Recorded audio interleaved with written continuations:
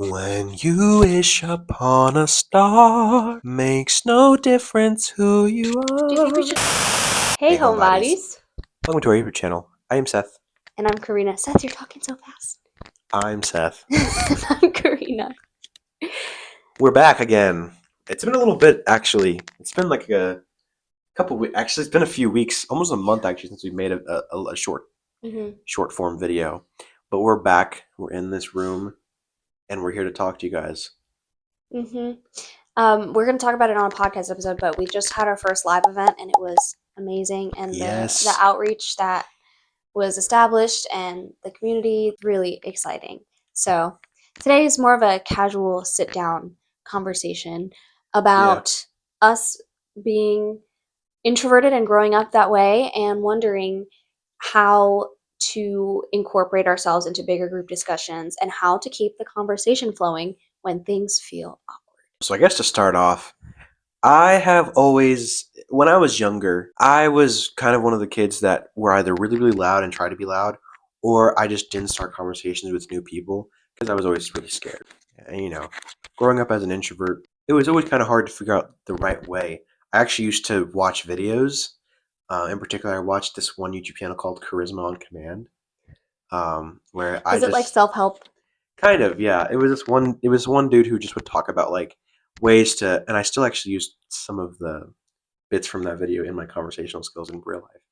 But it was like ways to be like how to talk a conversation, how to make this person feel like they like you, how to make this person feel like they understand what you're saying, how to give a person, good eye contact, all that type of stuff. Because I wanted to be good at the conversation. And one thing that I had to get over was just that thinking about the worst case scenario always made it the worst thing for me. But one thing that I learned is that sometimes using the worst case scenario can actually help out. Because going through the worst case scenario can sometimes, in my opinion, it gives you the worst outlook. So you know nothing can be worse than that, at the very least. Really? Yeah. That's funny. I feel like I'm totally opposite actually. I'm a catastrophizer, so when I think of the worst case scenario, I'm like going 10 steps beyond the worst case scenario, and both of us who are having a conversation end up dead at the end. So I can't go there, mentally. And I think it's important to acknowledge that different types of introverts approach conversations differently. So you might need to think of the worst case scenario. I need to tell myself not to think of the worst case scenario. It's important to recognize your thinking patterns, first of all. So, like, when you do think of the worst case scenario, where do you stop? Are you someone like me who you can think of, like, okay, this is the most realistic worst case scenario, but then you keep going beyond what is realistic? Because if that's the case, stop doing that. And if you are someone like me, it's important to go into conversations, especially with people who you're like sort of awkward with. Like, I don't know, let's give you a scenario, okay? You haven't seen this person since high school and they reach out to you and it's been a couple years and you're like, I don't really know what to say, what I'm going to talk about, but I feel bad saying no. So I'm going to go. Okay. We've all been in some type of similar situation. Like, I cannot, lay there in bed the night before thinking about all of the things that could go wrong, all of the things we could talk about. I just can't do that because then I try to map it out and put a script in my head and if I don't carry that script out in real life, I'm going to be mad at myself and it just creates this whole cycle that's not healthy for me. So in that scenario, the best thing for me to do is to think about common interests, right? Okay, this is the last time I talked to this person. This is what we talked about. This is what we find interesting together, blah, blah, blah. Have those topics kind of bullet pointed in your brain, but don't overthink the exact words you're going to say. Because at the end of the day, I think it's best to be fully immersed in an authentic experience. Even as an introvert, you're kind of mapping out what you're going to say, but that person wants the most authentic version of you in the same way that you probably want the person you're talking to be the most authentic version of them. So don't overthink it.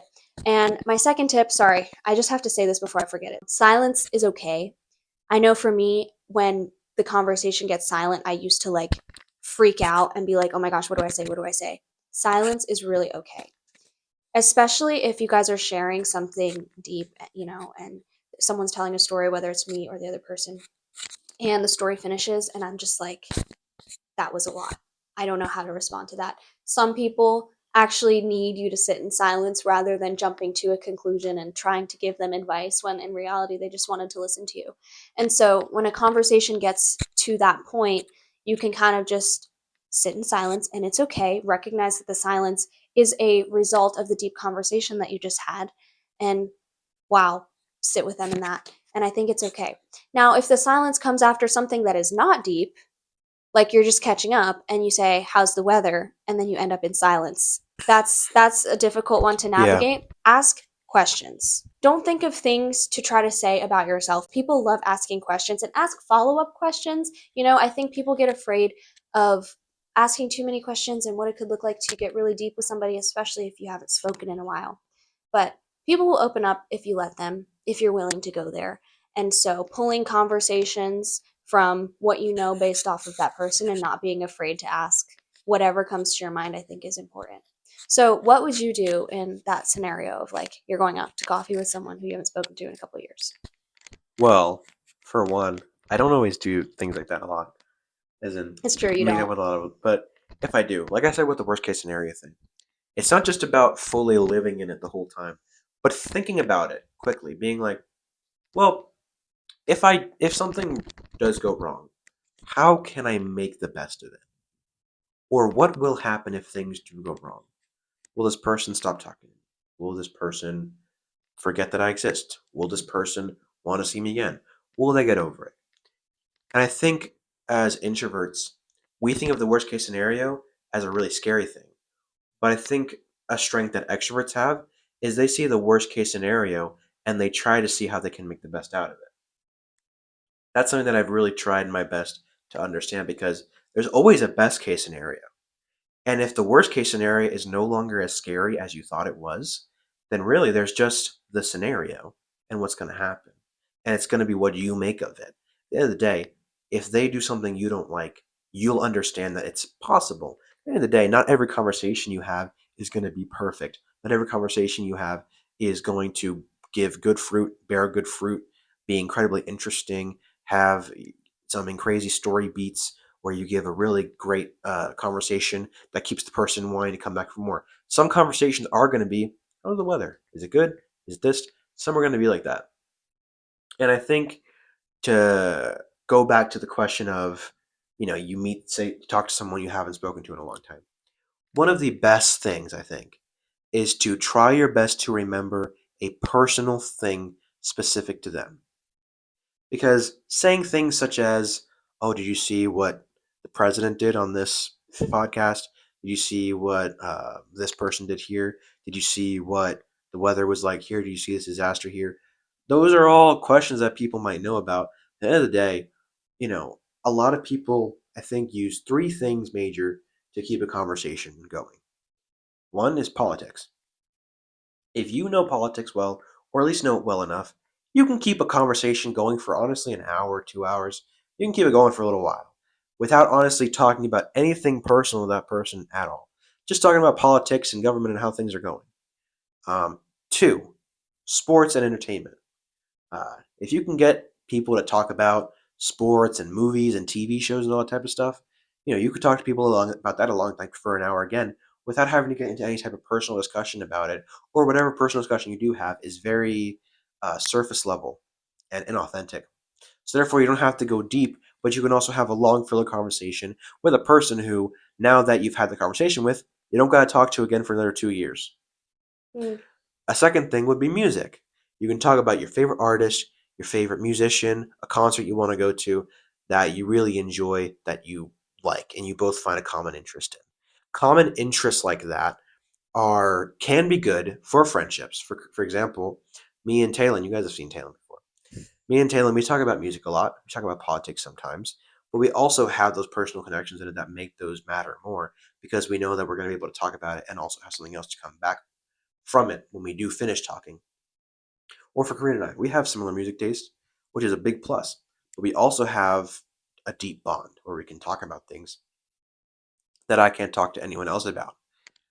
So if you find yourself in a situation where you're bringing up the same thing every single time first, for example, "Oh, well, did you see what Trump did here? Did you see what the Democrats are doing here?" Eh, I wouldn't say that's a relationship you want to keep giving fruit to, or you want to keep um, amusing. I think one of the best things to start a conversation with is, so how was this going that you were talking about last time? Because Hmm. I remember you were having some trouble with it. How has that been for you? And that insert can be anything. How is this job application you were looking at? How is this disease that maybe your mom or your dad was struggling with? How is this person you met? How is this hobby you've been working really hard on, but you haven't spoken to most people going for you? Um, that immediately opens the door to them knowing that you remember something about them that is more than just surface level. Once you open that up, you open up a bunch of possibilities. You open up them actually giving a meaningful conversation, but you also open up the possibility of them shutting you down and seeing where their intentions really lie. That's so good. And I think you're talking about like evaluating your friendships is so important because if you are a people pleaser and you're an introvert like me who if you're into the personality tests, you would know about the INFJ personality type. Episode one. I don't know, how realistic they are at this point in time, but that type of personality type, which I tend to embody, is someone who tries to like force depth even when there's no depth sometimes. And so I feel like with all of my conversations, even with friends who are at a distance, I feel like there has to be some super deep, groundbreaking moment where we cry and we hold hands and, we talk about the meaning of life at the end. And like realizing growing up that most of my conversations are probably not going to be like that and that's good so that the deep ones actually stand out and mean something because if you have deep conversations every single time like it gets boring and it gets to the point where it's like okay so it's not deep anymore and what is a deep conversation at that point so I think recognizing that all of your talks are not going to be that way and that's okay and kind of evaluating like well last time I met with this friend like it never goes anywhere we have the same conversation every single time I think it's really okay to take a step back like you were saying and just tell yourself i I'm not it's not worth putting that much energy into anymore because they're not putting that much energy into it. I'm not saying you have to like cut that person off and go through a whole friendship breakup and, however people deal with it now, but I think when there's mutual distance, it's okay. And as an introvert who's probably stuck in your head and like they hate me, what do they think of me? Like it's probably not that deep and it's probably time to move on from that friendship and just recognize them as an acquaintance and that's really okay. So I appreciate you saying that. Yeah, yeah, and that's good. And I also think that the question that I brought up brings up a place where you can start to get a little deeper without giving too much. It's a good question to go in between there. Because sometimes people are scared of like, well, I want to talk about this really deep thing, or I want to be really deep and emotional with this person. But it's just like you have to feel it out. Maybe you haven't seen them in a while. Maybe it's a friendship that you're beginning and you want to break that barrier of deeper than just, surface level comedy and politics. You guys laugh with each other, you guys can go out and have a fun time with each other, but you can't really do other things past that and you want to break that barrier. I think it's a good question to get in there and give something that's, very a little bit deeper, being like, well, how do you feel about this? How do you feel about when I say this? What are your thoughts about this? What are your thoughts on this? How does it really make you like what do you think of when I say these words? I think when you get to more of a how do you feel? How do you think? What do you think about this? Why do you believe this? Yeah. Because if you ask someone, do you believe in this? Try your best. And this is kind of just a marketing and sales uh, kind of standpoint and an interviewing standpoint. Try your best not to ask people yes or no questions in general. Yes. Yeah. Obviously, there's small talk throughout every conversation, and there's little bits and pieces that you can't always foresee. And maybe there is just a small question that you want to get clarified that you want them to just be like, yeah, yeah, yeah, that's what I mean. But in general, when you're trying to go to big beats in a conversation, try your best to not just ask, well, does that make you sad? I could just say, it does make me sad. You're right.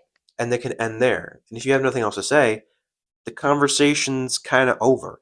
Then you get that awkward silence. Occasionally you get the person that will like say yes or no and then elaborate. But 9 times out Yeah. of 10, people won't elaborate. No, yeah, yeah. And it's like, but also, if that person is going to elaborate, you don't want to be a scenario where they feel like they're giving everything and you're giving nothing. Yeah. Because if you ask me yes or no questions, but then, say I ask you back and maybe that means that I have to give a little bit more because you're kind of just asking questions, not really explaining your opinion on it. And now I have to give you my opinion without you actually asking me for it. Mm. So now it's like I'm kind of doing double work in this conversational thing, and you're kind of just standing there listening to me. So I would say try your best not to give a more of like a how does this make you feel? Like when I say this, what do you think? Because you can't really say yes or no to that. You have to explain a little bit more. And it forces someone to kind of be put into a situation where they have to give you a little more than just, surface level skin. Um, Yeah. but I also think there are times, and I think this is a main one for introverts, where you just get stuck in a conversation that you don't want to be in, but you have to just kind of formulate and be like, well, I'm in it. What do I do? One thing, keep eye contact focused, right? Try your best not to, you know, give attention to someone else. You want to do your best to make sure this person knows that you're paying attention to them. Because a big reason that sometimes people feel like they need to keep talking to you is they feel they need to keep reiterating what they mean when they talk to you. When you keep your eyes go this way, your eyes go that way, give them your full attention so that they can say what they want to say quickly and clear to you. Remember, the more clear and quickly someone says something to you that you don't want to hear, the less you have to hear about it later. I would much rather hear you talk to me now than hear you talk than have to wait and be like, well, I didn't give them the time now, so now I have to wait later in the week for them to talk my ear off for an hour. That's one thing I think. Oh, yeah. And it's easier to keep eye contact when you are the one listening.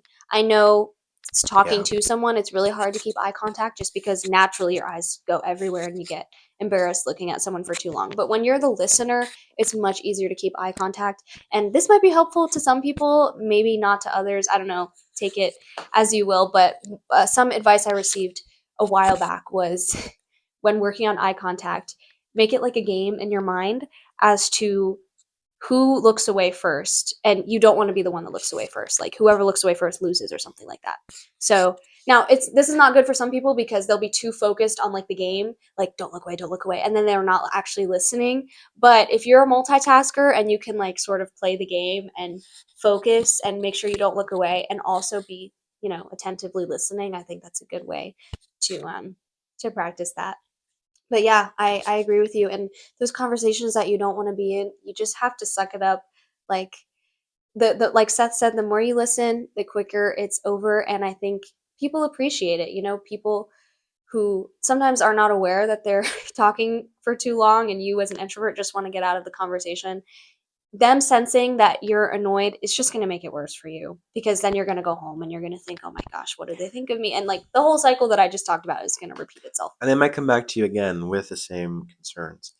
I think something else that's also important is make sure that when you talk to this person, you try to praise them, but you don't overdo it in a way that makes them want to keep going. At the end of the day, this person wants to talk to you because they're excited about something, or they have something that they feel you need to know. It's not a bad reason they want to start talking to you. And I think you want to be fair and you want to give them the time of day because at the end of the day, they feel that you're important enough to hear what they're talking about. So, one thing I would say is that if they do say something good, maybe you have a chance to keep the conversation going. Now you have a good conversation on your hands that you actually can get some good nuggets out of. Right. But if the conversation is going in a way that's kind of like, okay, I don't really care, you can kind of give Be honest with yourself. be honest with yourself. Think about this to yourself as the person is talking. If as they are talking, you are just slipping further and further away from reality with every word they say, you got to think to yourself, okay, I got to get out of this.